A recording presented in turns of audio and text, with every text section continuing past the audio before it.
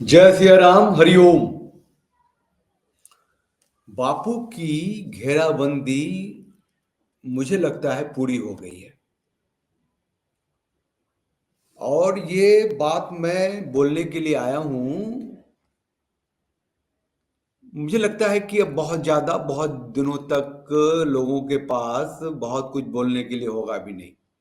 जो सच है, जो घेराबंदी है, वो जो मिशन सक्सेस है, वो लगभग पूरा हो गया है। कई बार आया हूँ, बोला हूँ कि जो बापू के विरोध में, जो हिंदू सनातनी सत्ता की व्यवस्था के विरोध में जो कुछ भी षड्यंत्र ग्लोबल लेवल पे भारत में बंटवारे के बाद के भारत में बहुत ही मजबूती से चला, आ, वो लोग को मिशन सक्सेस है उन लोगों का। अभी संत शिरोमणि आसाराम बापू के बारे में बात कर रहे हैं, तो ये चीज अभी मैंने 2-3 स्ट्रीमिंग की है, फटाफट वीडियो देखा होगा आपने। ये जो आए हैं सुरेशानंद जी, वो बहुत कुछ कहता है, वहीं से शुरू करते। क्योंकि घटनाएं तो 2008 से शुरू हो गई थी, उससे पहले से शुरू हुई थी। 2008 में खुल के आई, 2 बच्चों की मृत्यु के बाद। कल की अवतार की पूरी घटना, कल की अवतार तो था ही। कल की अवतार मिशन सक्सेस होता तो बापू की मृत्यु ही होती। क्योंकि कल की अवतार जो होना था, वो भी पूरा का पूरा एक वीडियो लेके आऊंगा मैं। वो शायद सेकंड लास्ट वीडियो होगा। मैं करना नहीं चाहता बहुत ज्यादा, लेकिन जो बेचैनी है वो निकाल के रख देना चाहता हूँ। एक हारा हुआ महसूस कर रहा हूँ कि अब लड़ाई लगभग खत्म हो गई है बापू के लिए। देखते हैं क्या होता है। तो संत शिरोमणि आसाराम बापू जी से मिलने आए सुरेशानंद जी। कहाँ थे? किसको पता? क्यों नहीं पता? इस बीच में हुआ क्या? कौन सी घेराबंदी थी? गुरु 12 सालों तक जेल में और शिष्य गायब। और जब ये बोलो तो भैया आप बाप मत हो रहा, वो अपनी मर्जी से गए थे।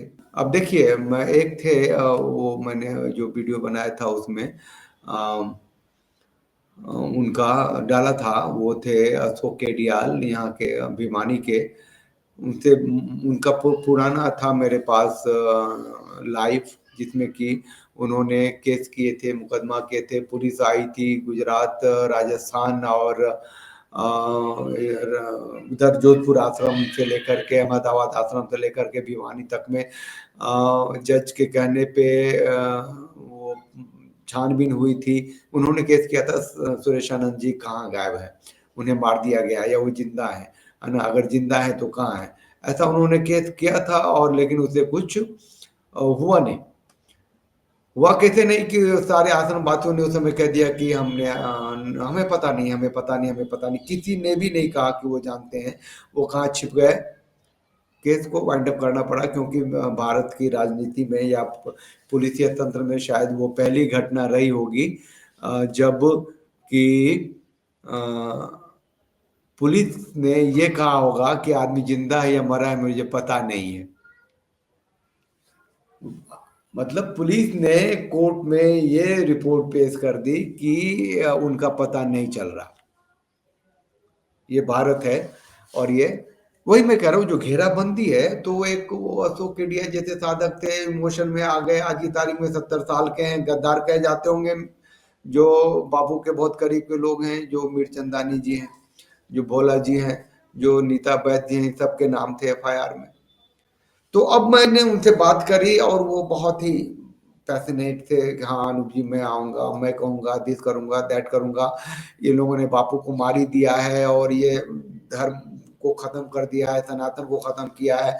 और ये बहुत ठीक है, इमोशनल कॉजेज़ थे, वो बोलते रहे थे। तो फिर मैंने कहा कि आओ, उनके पास छोटा-सा मोबाइल है, तो वो उनके मित्र थे, उनका नाम मैं नहीं लेना चाहता।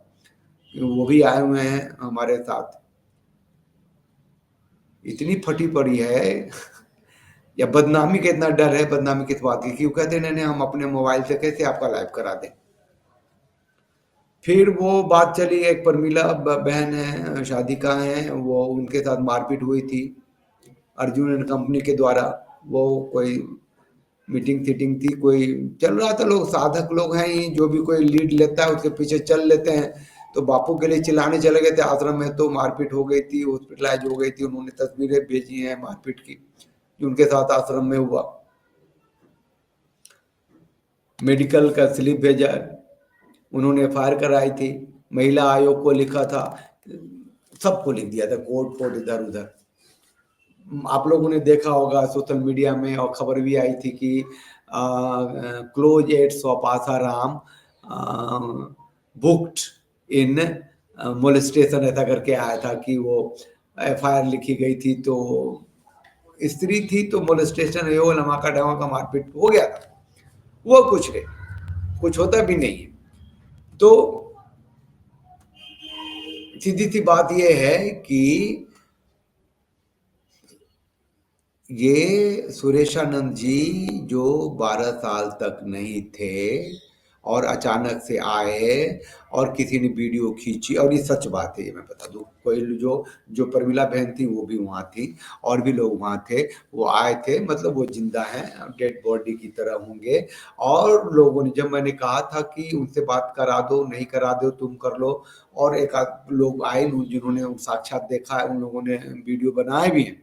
लेकिन मेरा मेरा तो सिर्फ ये है कि घेराबंदी किस तरीके से पूरी हुई है। ये घेराबंदी इस तरीके से पूरी हुई है कि अब लोग कह रहे हैं कि बापू ने उनसे कहा था उसी समय में कि देखो तुम अपने को हटा लो, अंडरग्राउंड हो जाओ, नहीं तो तुम्हें भी नारायण साईं की तरह फंसाएंगे और जेल में डाल देंगे। तुम मेरे दत्तक पुत्र हो और तुम मेरे हर प्रोग्राम में होते हो।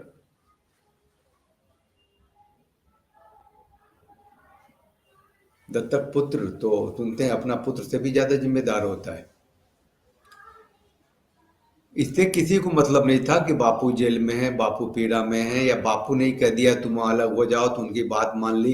तो जो कुछ भी हो रहा है उन्हीं के कहने से हो रहा है। और हमने अब तक जितनी बातें की हैं वो सब जो हैं, वो बदमाश है, वो चोर है, वो निकम्मा है, वो धूर्त है, वो मक्कार है ना। वो बापू के जो टीम के लोग हैं वो उनका साथ नहीं दे रहे, वो सब लालची हैं, कोई मायने नहीं रखता। जो घेराबंदी थी जो एक बहुत बड़े लेवल की थी, उसके सब के सब मोहरे बने हुए थे। तो ये कहेंगे ना कि सुरेशानंद जी को न मारा, न पीटा, न गाली दिया, न अकेले रखा, न छिपा के रखा, वो खुद ही, विश्वास करने वाली बात नहीं है। अगर है, अगर है, अगर सुरेशानंद जी बापू के कहने से अंडरग्राउंड हुए थे, तो ये कोई छोटा पाप है कि एक साधक कोर्ट के धक्के खा रहा है, उनके लिए पैसे खर्च कर रहा है, वकील के पास जा रहा है, पुलिस आ रही है, आश्रमों में जा रही है, पूछताछ कर रही है, बयान ले रही है, क्योंकि कोर्ट का मसला हो गया था और कोर्ट में लोग पहुंच गए थे। तो जो बापू के की घेराबंदी थी, जो कॉकस था, जो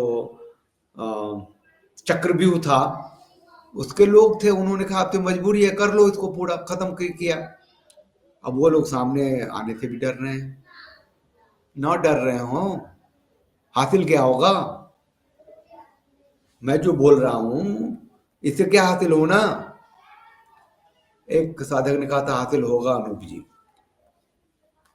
कोई तो माखन लाल होगा, कोई तो गुरु का भक्त होगा, कोई तो साधक होगा, लोगों के दिलों में तो बात जाएगी, ठहरेगी। अल्टीमेटली क्या हम बापू को दोष दें? बापू ने, आपने क्यों माफ किया इन लोगों को? अभी किया था ना हमने राजू चंडोक के बारे में, हैं, स्टिंग ऑपरेशन है उसका पूरा का पूरा। स्टिंग ऑपरेशन जो है अगर सच है तो वीडियो की जांच पड़ताल होती है।